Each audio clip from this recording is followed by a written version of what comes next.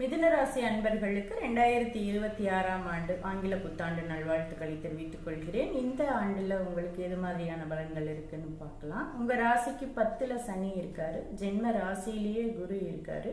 ராகு கேதுக்கள் பொறுத்த வரைக்கும் 3 9ஆம் வீடு என்ற அமைப்புல இருக்காங்க. இந்த ராகு குரு பார்வையில மே வரைக்கும் இருக்கிறது உங்களுக்கு நல்ல பலனை தான் கொடுக்க போகுது.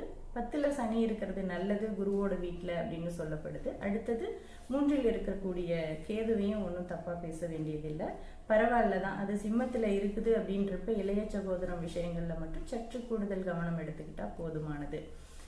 அடுத்து வரக்கூடிய கிரக பயிற்சிகள்னு எடுக்கும் பொழுது குரு ஜூன் 2ஆம் தேதி கடக ராசிக்கு நம்மளுடைய தன வீட்டுக்கு போகிறாரு.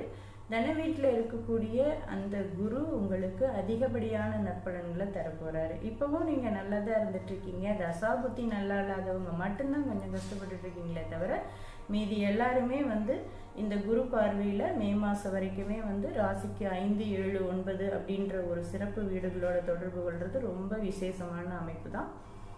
அதே அப்படியே ஜூன்ல இருந்து பார்க்கும் பொழுதும் உங்களுக்கு 6 8 10ன்ற இடங்களை பார்க்கறது எதிர்பாராத தன லாபங்கள் இதெல்லாம் நல்லபடியாக கொடுக்குங்க. ரொம்ப விசேஷமான ஆண்டுன்னு உங்களுக்கு இந்த மிதுன ராசிக்காரங்களுக்கு சொல்லக்கூடிய ஒரு அமைப்பு இருக்குது.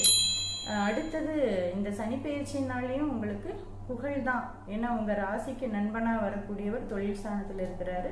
அடுத்து ஜூன்ல இருந்து உங்களுக்கு தொழில் ஸ்தானத்தை குரு பார்க்க ஆரம்பிச்சிடுறாரு இல்லையா. ரொம்ப விசேஷமான ஆண்டு, தொழில் விருத்தி நல்லா இருக்கும், எல்லாமே நல்லபடியா அமையும். வயதுக்கேற்ற வளர்ச்சி முன்னேற்றம் எல்லாமே இருக்கும்.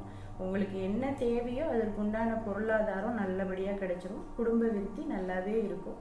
அதே மாதிரி மனைவி குழந்தை எல்லாமே நல்லபடியா இருக்கக்கூடிய ஒரு சிறந்த ஆண்டா தான் நாங்க இந்த ஆண்டை பார்க்குறோம்.